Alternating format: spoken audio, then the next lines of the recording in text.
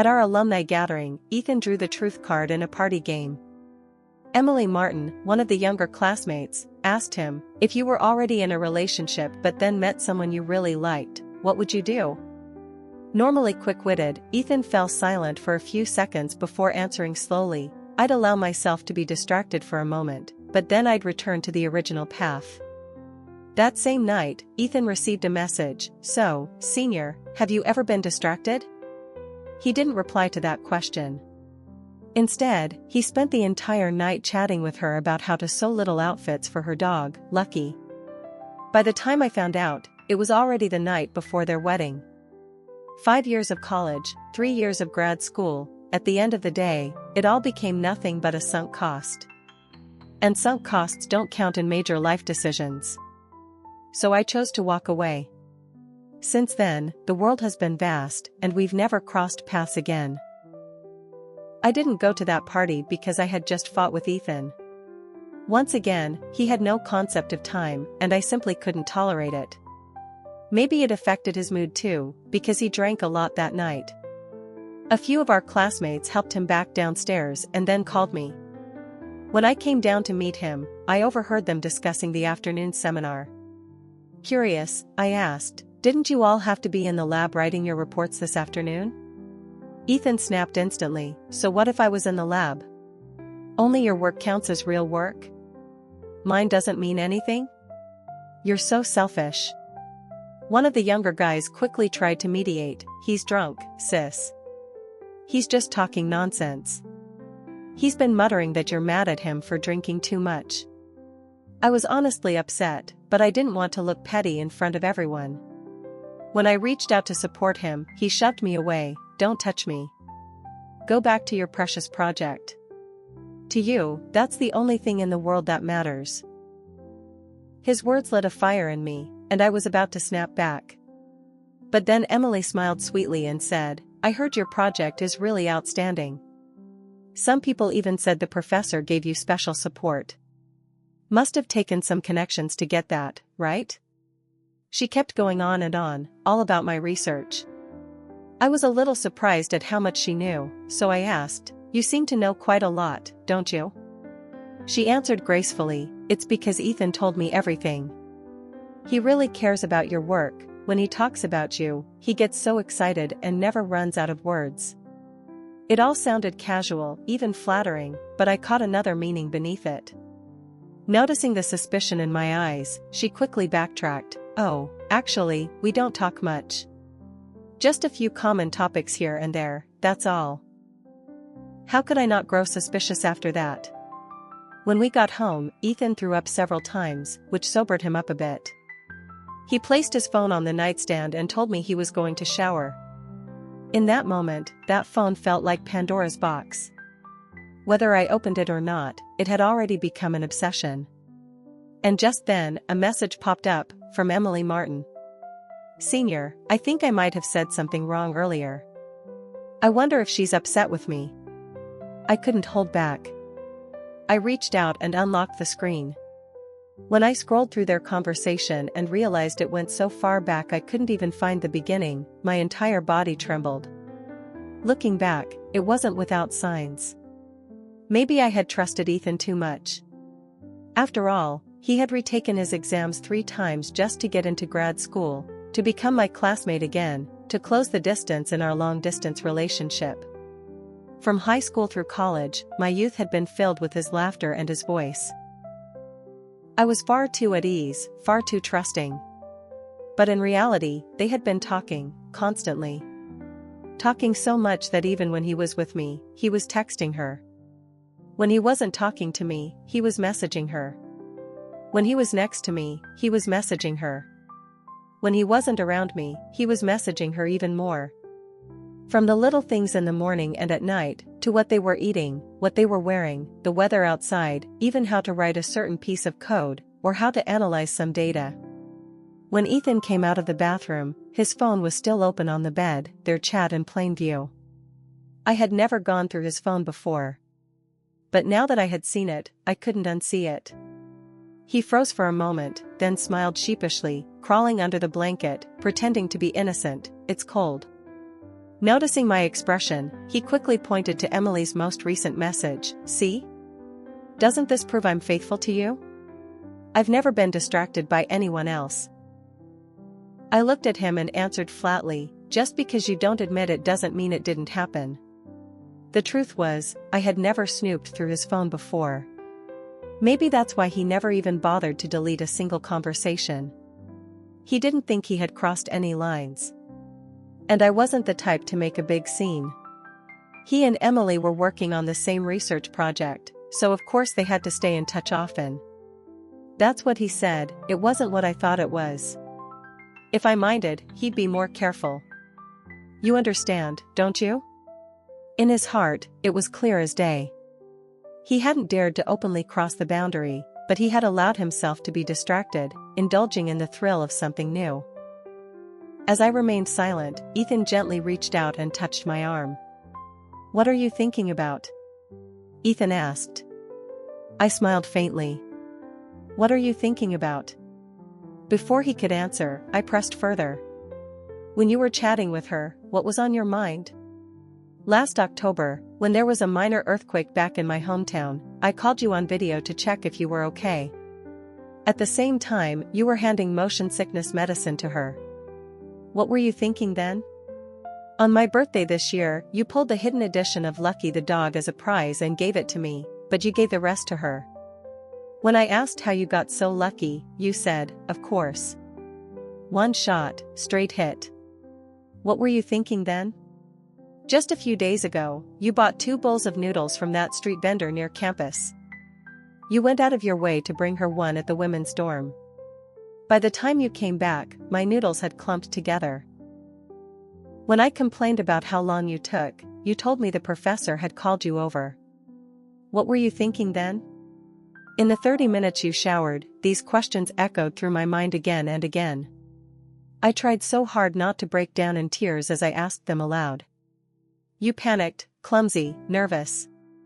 You rushed to grab tissues, dabbing at my tears.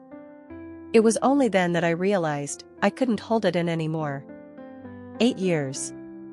I had chosen you for 8 years. 7 of those, we endured long distance, always pressing forward. And yet, we collapsed when finally under the same roof. How could you expect me to accept that? You kept apologizing, begging for forgiveness, crying, swearing, shouting, arguing. But the truth was, you really hadn't done anything, had you? No words or actions that crossed the line. Just sharing. Just discussing. Babe, you can't expect me to only ever talk to you for the rest of my life. I need normal social interaction too. This is study and work. You can't impose this on me, nor can you end our relationship over something like this. To me, to us, to everything we've been through, that wouldn't be fair. I thought I was rational enough. I knew you were justifying yourself, yet I still tried to find excuses for you. But in the end, I realized I couldn't even convince myself. All your reasoning, I couldn't accept any of it. If all these years were just to prove that our love had been a false hypothesis, then I had no choice but to let go. I couldn't bury the rest of my life beneath a false hypothesis. That night, I cried silently beside the bed, and so did you. I never thought I could cry so much, but I let myself weep until there was nothing left. When the curtains cracked open and the pale light of dawn crept in, I saw the sun rising slowly above the horizon. My voice hoarse, I turned to Ethan and said, "Let's break up." His eyes widened in disbelief. That's it? You're leaving me just because I talked to another girl? By then, my mind was clear. I no longer cared to explain. Yes. If that's how you want to see it, then so be it. He nearly collapsed. Then what were those 3 painful years of studying for exams for? I came here because of you. This research topic, this professor, they were never my choices. I only ever chose you. That was the road we already walked, I replied. I used to be as determined as you. But now it's time to end it. Let's be honest with each other. I stood up and began packing my suitcase. Seeing this, his emotions shattered completely. He shoved my luggage out the door and roared, "You can't leave. I won't let you go. Olivia, you don't know how much I love you. How could I possibly let you walk away?" The phone rang just then, after nearly 2 hours of our struggle. The caller was Emily Martin, her voice urgent and panicked. "Senior, something's gone wrong. Terribly wrong. I don't know who turned off the fridge last night, but all of my cell samples are dead. Can we even graduate now? This is already the 7th time we've repeated this experiment. Please, come save my baby project." Ethan's voice was hoarse. "Just leave it for now. I have something else to deal with." "No, we can't. The professor will be here soon. We have to redo the experiment immediately so we can submit it. The results aren't as important as our attitude." Ethan still resisted. Emily's voice grew softer, laced with a hint of pleading. "Are you arguing with Olivia right now? Explain to her, please. This is a critical moment. This experiment can't miss anyone's contribution. She surely doesn't want to delay your graduation either. Just let me borrow you from her for a little while, okay? Okay? Please?" I don't know if it was the phrase, "delay your graduation," that struck his fear, or if her coaxing finally worked, but in the end Ethan agreed. Before leaving, he reminded me 3 separate times, "Stay here and wait for me. When I come back, you can scold me, hit me, do whatever you want." I gave no reply. The moment his footsteps faded at the door, I started packing again. My suitcase, cracked at the corner from when he had thrown it, looked just like my heart at that moment, shattered, torn, broken. The apartment we had rented for less than a year was already filled with countless memories. Ethan had always been a man of rituals. Even though it was just a rental, he put so much effort into decorating it. Every time I watched him carefully putting things together, I felt deeply happy. Because I believed I was with a man who cherished life. And yet, as I dragged my suitcase out the door and looked back one last time, all I saw was ruin and desolation. Ethan called me the next morning. In other words, he hadn't come home that night. He hadn't even texted me. "Why didn't you wait for me at the apartment? Where did you go?"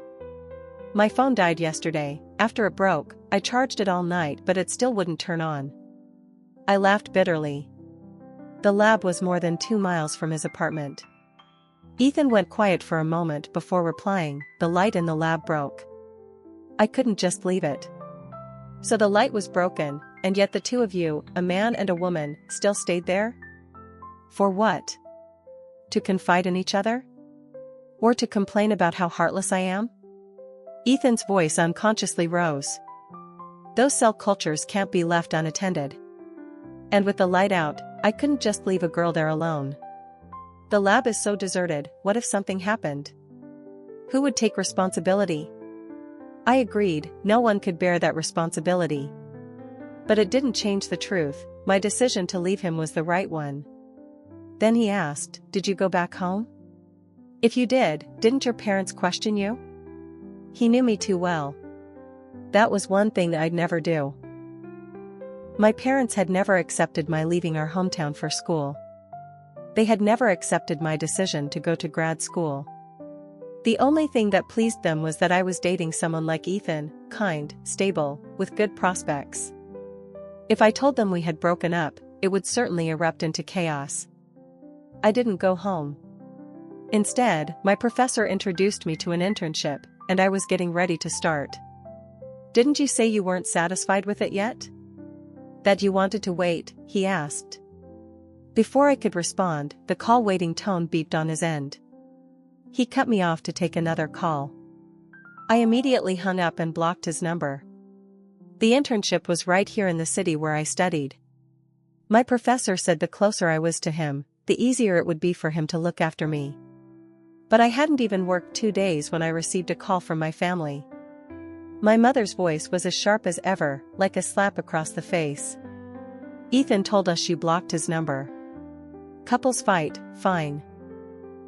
But why act so childish? Forcing him to call us at home, how is that appropriate?" I snapped back instantly, if he called you, that's on him. Why blame me? Mother countered right away. I've said this since you were little, you've never been as sensible as your brother. Look at him. He changes girlfriends all the time, but does he ever cause trouble for the family? I didn't hesitate to fight back. Of course he doesn't trouble anyone. By 18, he already had a house and a car. Back in school, he got $4,000 a month in allowance, plus another $2,000 when he started working. With that kind of money, how could he ever burden anyone? But Mother wouldn't listen. He's a son. If he's not prepared, how will he ever find a wife? Aren't Ethan's parents also planning to buy a house for you too?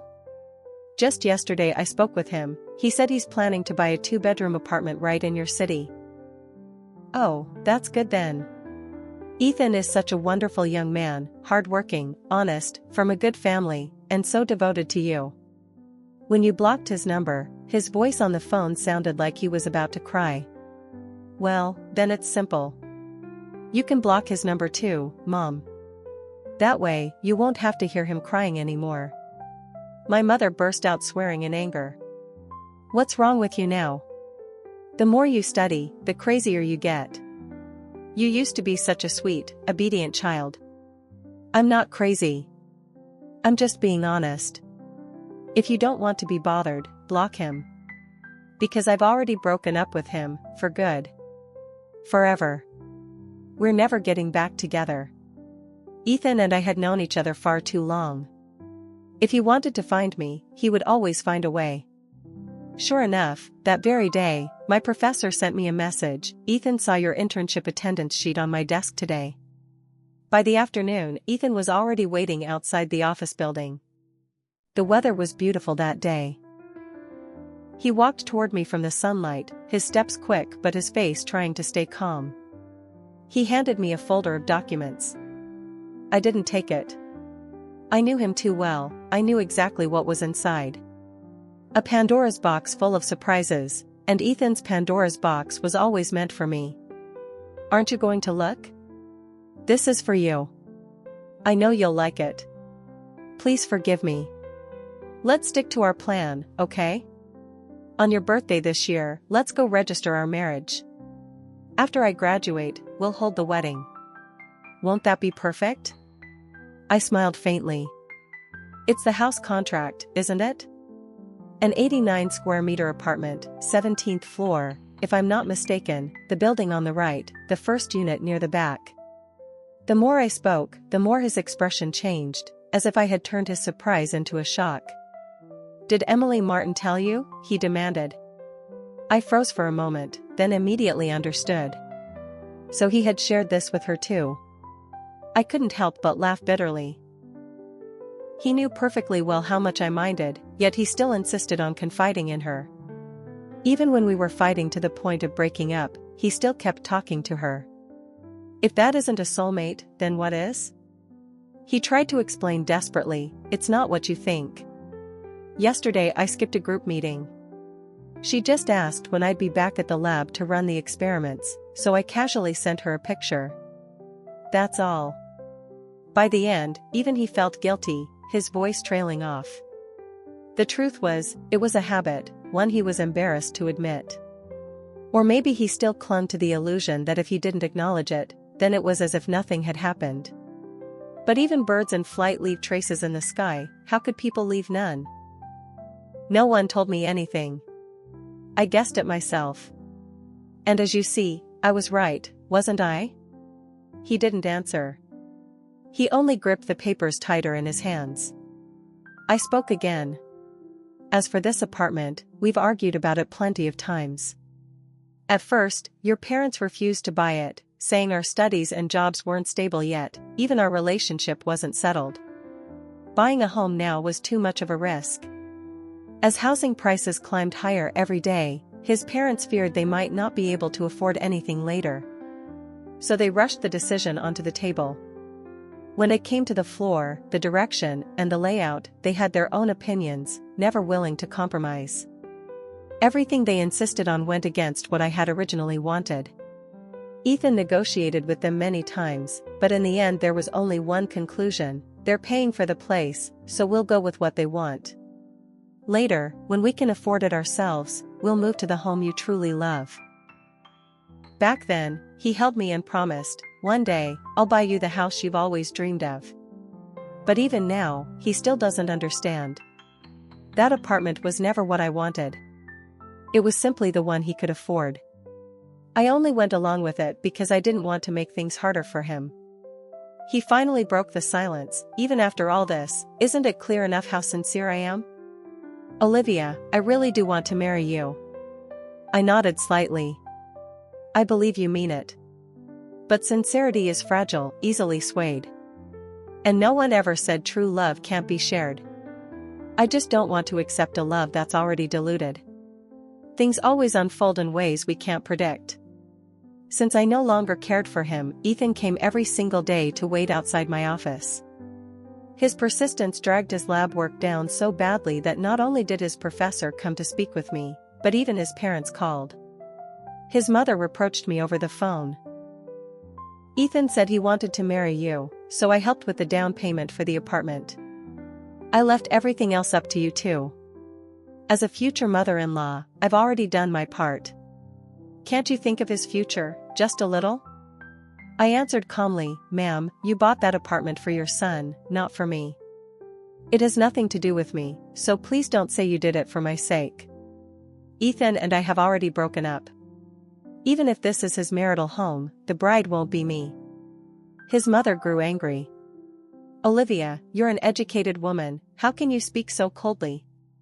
You and Ethan have been together for 8 years. Your family's background is modest, but neither his father nor I ever objected, did we? We even gave him an extra $1,000 in allowance every month because he had a girlfriend. And now, just because he talked to another girl, you want to end it? I replied evenly. I had already made it clear to Ethan, we needed 2 people to stay together, but only one to end it. His mother changed her tone. I remember you're graduating this year, right?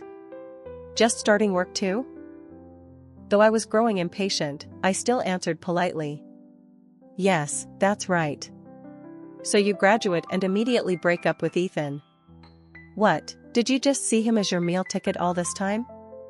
For years everything was fine, and Ethan's been texting that girl for over a year already. Why not make a fuss earlier? Why now, of all times? Isn't it obvious, you treated him like a lifeline? Before I could respond, every word she spoke hit like a hammer, and for the first time I understood what it meant when people say, if someone wants to accuse you, they'll never run out of excuses. Country girls sure are something. With just a pen, you test your way into New York. Once there, you grab onto your meal ticket. After graduation, you reach for a house. If it doesn't suit you, you just kick him away. Do you really think Ethan couldn't survive without you? Do you have any idea how much the down payment on an apartment in New York costs? That's money your parents could never earn in their lifetime, no matter how hard they work. You can't even imagine it. So yes, breaking up with Ethan is the right choice. If someone is calculating as you wanted to marry him, I'd never allow it anyway. At that point, my restraint had reached its limit. If the $3,000 monthly allowance you give your son in New York somehow counts as my so-called meal ticket, then all I can say is your family must be too rich to think straight. The down payment for a New York apartment, I can't afford it now, maybe never in my lifetime. But have you ever thought about this? The truth is, I'd rather never own a place in New York than love your son. Why? Because when I decided to break up with Ethan, your family was part of my consideration too. And people who love to put on a show, like you, I strike out without hesitation. Before she could respond, I hung up and added another number to my block list. At this rate, I wondered if my blocked list might fill up someday. That day, I went back to campus to see my professor, and I happened to run into Emily Martin in his office. She froze for a second. Oh, senior, what are you doing here? Aren't you supposed to be at your internship? So because I'm interning, I can't come back to school? I replied coolly. She stuck out her tongue, probably trying to look cute, but to me it was nothing but fake, so fake it was nauseating. Someone who knew full well the man she pursued already had a girlfriend, yet still clung to him shamelessly. How could that not be disgusting? From the beginning, I had never once started a fight with her, simply because I didn't think it was necessary. The responsibility to remain faithful belonged to Ethan, not her. But that didn't stop the contempt in my heart. "It's nothing," she said lightly. "I just heard from Senior William that the professor arranged a really great internship for you. I'm so jealous. If only I could be as favored by him as you are." Those words sounded strangely familiar. I remembered last time Emily Martin had also praised my research project, hinting that I had the professor's backing, saying only with the right connections could I have gotten so far. I don't like to think badly of people, but I was certain that when she said things like that, it wasn't out of goodwill. The more someone insists on something, the more it reveals what they're insecure about. At the very least, it proved the professor probably didn't think too highly of her. I gave a cold smile. "Then you don't stand a chance. The professor likes hardworking students. And you? You spend 16 hours a day texting, especially texting someone else's boyfriend. Where would you even find the time to take experiments seriously?" She clearly hadn't expected me to hit back so directly, right here in the office. Her face flushed red, and she stammered, "Senior, I think you've misunderstood me. There weren't many people in the office. Just a few juniors sorting papers, glancing at us occasionally." "Misunderstood what?" "That you spend nights talking to my boyfriend? That you send him good morning and good night texts every day, plan out his 3 meals, tell him what to wear, and even count on him when you're on your period? Don't act in front of me. I've ignored it only out of courtesy, don't test my patience. And since we're at it, Ethan and I have already broken up. That wall you've been chiseling away at for over a year is finally crumbling. Go ahead and rush in before someone else claims him first. Otherwise, all your hard work will be for nothing." Emily bit her lip, her eyes full of grievance, then suddenly burst into tears. The juniors and I just exchanged looks. The intruder was the one crying first, while I, the victim, hadn't shed a single tear. And right at that moment, the person she wanted to perform for appeared. Ethan pushed the door open. The sight that greeted him was Emily Martin in tears. He strode forward quickly, about to comfort her, but when his eyes flicked to me, he froze. He walked over to me instead and asked, "Why are you here? Weren't you supposed to be at work today? I was even planning to bring you some stir-fried noodles this afternoon." I pointed at Emily across the room. "I came to bully your junior, apparently. I said a few words and she's already crying. Go comfort her." Ethan didn't even turn his head. "She cries easily, don't worry. She'll be fine in a while. Have you eaten yet? I'll get you something from the cafeteria." I gave a cold smile. "No need. And no need to act like we're so close either. The professor just asked me to pick up some documents. Once I get them, I'll leave." The professor arrived quickly and left just as quickly, only reminding me, "Once you fill this out, bring it back to me." As soon as the professor's figure disappeared, Ethan kept staring after him for a long while, then suddenly blurted out, "The professor really treats you well. So many people wanted this project, but he gave it to you. And yet, without me saying a word, the professor still let me join." I laughed. "What do you mean by that?" The professor frowned, and Ethan gave an awkward smile, trying to cover, "I didn't mean anything, you know me, I just say whatever comes to mind." "So, has the professor kissed that little junior of yours yet?" I asked. Ethan looked stunned. "Olivia, what nonsense are you saying? Then I guess they haven't slept together either?" I pressed. He rushed to deny it. He swore, "There's really nothing between us beyond friendship. Nothing that ever crossed the line." I smirked. "Then I'm honestly curious, how did her thoughts flow so easily into your head? She wasn't diligent, had shallow experience, lazy even when helping the professor. What made her think she deserved his attention? Do you remember when you asked why I never had time to chat? It's because all my time went into the lab. I pulled 72-hour shifts, checking samples every hour, staying in the lab around the clock. Out of all of you, who else has done that? If you're neither exceptional nor hardworking, don't complain about not getting what others have earned. In this world, there are plenty of talented people, plenty of hardworking people, and even more who are both. Who exactly do you think you are? I looked straight at him, my voice sharp. And one more thing, Ethan, I'll say it one last time. A breakup is a breakup. I'm not the type to drag things on. If your parents keep bothering me, I'll curse them to their face, with no hesitation. And if they just want to be yelled at, tell them to keep calling. I could use the release anyway with all this work pressure. After that, I was so busy that even in my dreams I was recording data. Days at my internship, nights in the lab.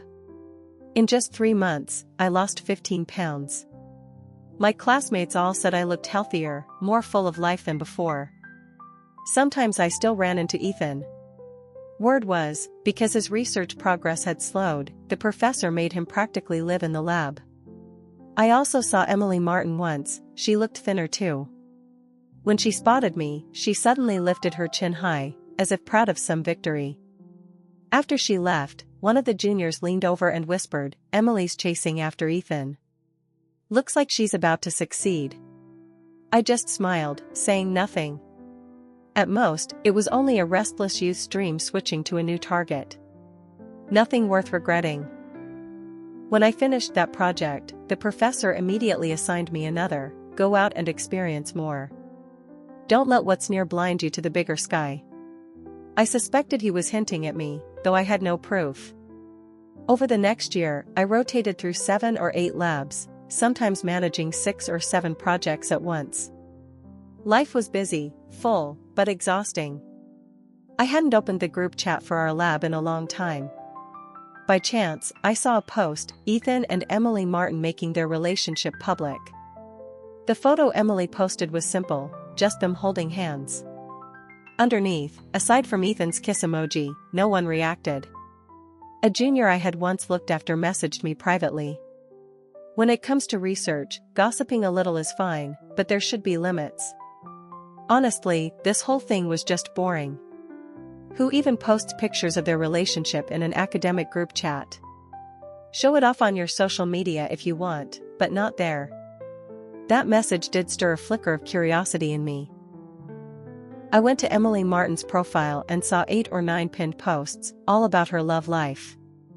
It was obvious, like someone who'd just dug up treasure and couldn't resist flaunting it everywhere. I scrolled through a couple, then closed it, not even bothering to look further. That indifference told me I had truly let go. No longer like before, when I hated him so much I ground my teeth, cried until the sky collapsed, yet still couldn't help but stop in my tracks whenever Ethan reached out. Finally, I had carved out a place for myself in a city 1,000 miles from home. It was just a tiny talent apartment, barely 450 square feet. But when I received the keys, I was so excited my hands shook. For once, I splurged and took a taxi to IKEA. Everything I'd admired while window shopping, I tossed into my cart. Then, after taking a careful second look, I put some things back. Even so, my happiness never dimmed. When I finished setting up the little apartment and lay down on the sofa, my whole body felt a peace I'd never known. The question I had long wrestled with finally had an answer. Everything I wanted had been inside me all along. Only I could know what I truly desired.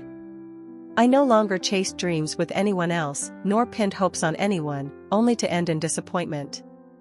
Then came Emily Martin's public announcement of her engagement, both in the group chat and on her social feed. Not long after, Ethan also posted a wedding invitation. I hadn't even opened it when it was retracted. One of the more gossipy juniors messaged me privately, "Senior, Ethan's wedding invitation is wild, it even had your name on it as the bride." I froze. I had once told Ethan that if we ever got married, I would personally handwrite invitations for all our closest friends. Who hasn't dreamed of walking through life with the one they love? Especially in a long-distance relationship like ours, where we built our future on visions and promises to ease the unease of being apart. I had even sketched a draft design for our invitations, saying we'd use it someday.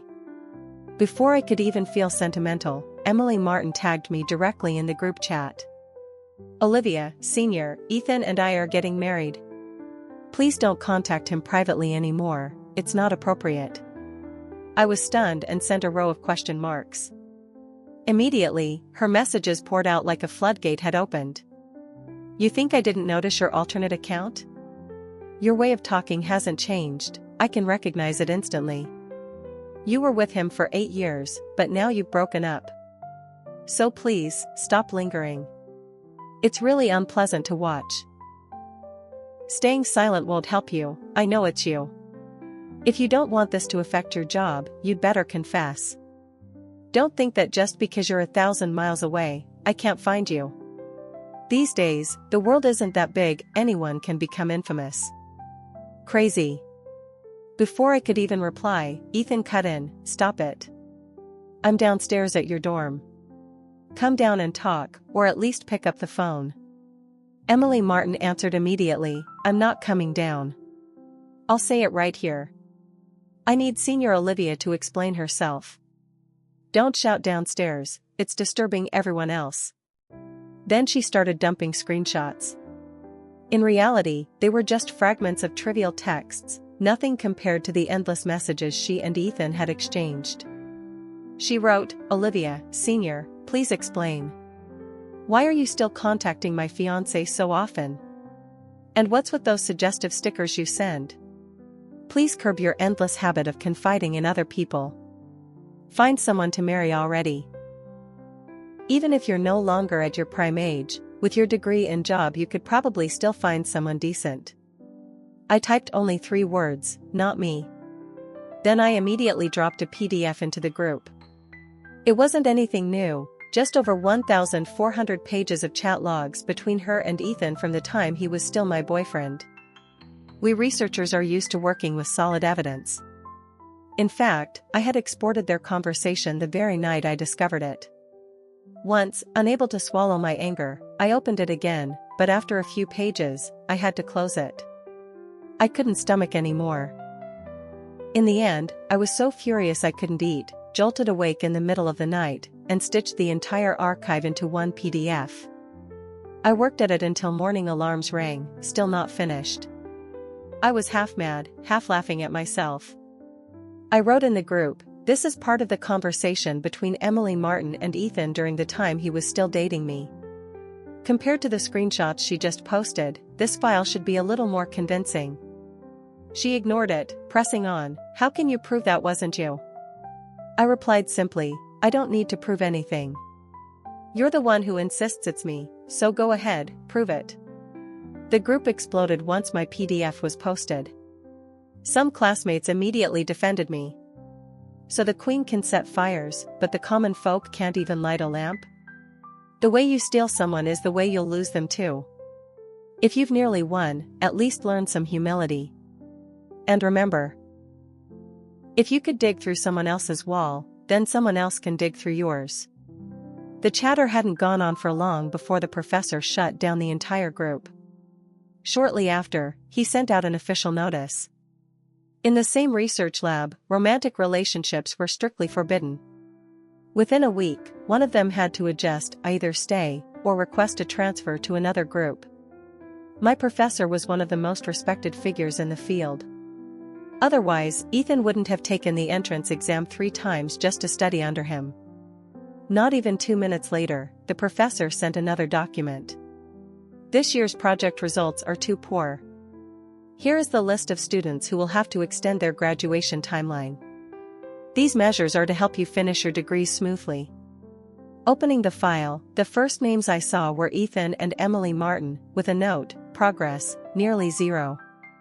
The rule had just been announced, but everyone knew, one of them would have to leave. And though on paper they were still under the professor, in reality, whoever got transferred would lose all resources and support. Within 2 days, I discovered the PDF I had posted had been leaked, on the university forum, even in anonymous confession groups. The topic quickly blew up across campus. For me, who spent my days working, my nightly entertainment was just scrolling through the gossip. In my friend requests, besides Ethan showing up every few days, Emily also appeared. Ethan probably wanted to sigh about how she reminded him of me, how he couldn't help but think of the years we'd spent together. Emily, on the other hand, was 8 times out of 10 looking to brag or vent, because by then, her reputation in the research community was in tatters. Her future looked like nothing but potholes ahead. 2 years later, I finally received the settlement subsidy for researchers and fully bought out that tiny talent apartment. My projects kept attracting new juniors, along with endless lab gossip being passed around. Word was, Ethan and Emily tore each other apart fighting for the single slot to stay in the lab. Not only did their romance collapse, but they even exposed each other publicly in front of the professor and classmates, accusing one another of using AI to write reports, or faking experimental data. In the end, both were expelled from the group. Neither was allowed to stay. What awaited them was nothing but delayed graduation. It took me 2 full years to finally say goodbye to the stirrings and expectations of 8 years of youth. And I used those same 2 years to build myself a new dream. 8 years, let's just say I gifted them to time. Dreamer, it's never too late to begin again. Come on, Olivia. Step past the mountain before you, and you'll see rivers stretching far ahead. Subscribe to the channel for more stories like this.